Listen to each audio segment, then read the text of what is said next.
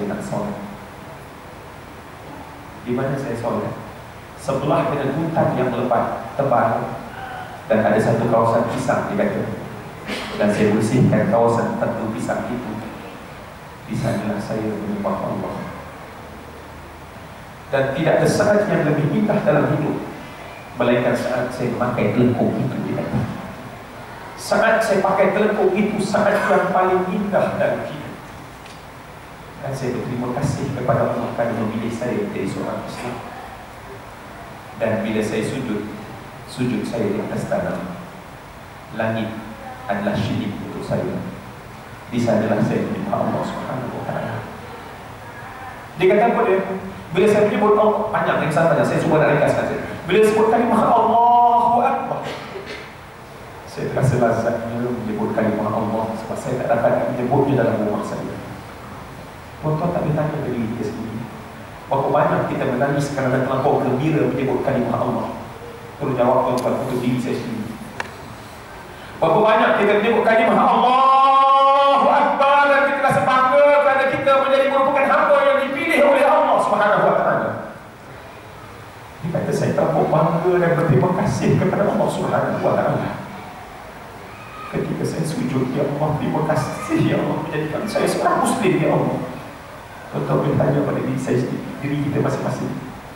Berapa banyak kita sujud, berapa banyak kita berterima kasih kepada Allah Subhanahu wa ta'ala. Berapa kali terima kasih ya Allah menjadikan aku seorang Muslim, ya Allah.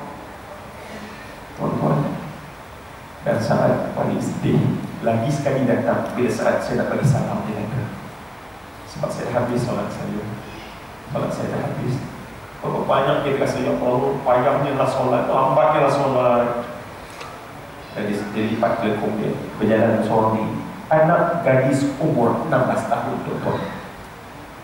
Sampai balik rumah, buka tingkap, panjat rumah, simpan telekung bawah katil, tidur orang semua kata. Saya nak ringkas cerita tu panjang. Sampailah satu malam dia kata, ya, sedang beberapa malam dia keluar, tunggu orang tidur, keluar. Dan satu malam dia pakai telekung, seperti biasa tempat solat tu dah jadi licin kerana di sana dia solat. Sedang dia angkat takbir pada rakaat pertama, masuk pada rakaat kedua, tiba-tiba hujan turun dengan lebat. Hujan turun dengan lebat, tetapi demi Allah untuk berhenti tidak sama sekali. Dalam gigil malam, saya nak cerita dekat dengan Gunung Kinabalu. Kesejukan yang menggigit sampai ke tulang sumsum. Dia membaca Fatihah sambil menggigil dan bertemu antara gigi dan bibir, menyebut Alhamdulillahirabbil alamin. Terlampau sejuk dia kata. Seluruh telekung yang jadi basah. Dan dia sujud pada air yang mengalir bersama bercampur dengan tanah, dia kata.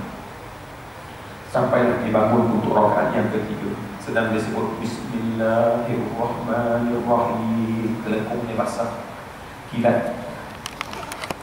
Dan pada saat itu tiba-tiba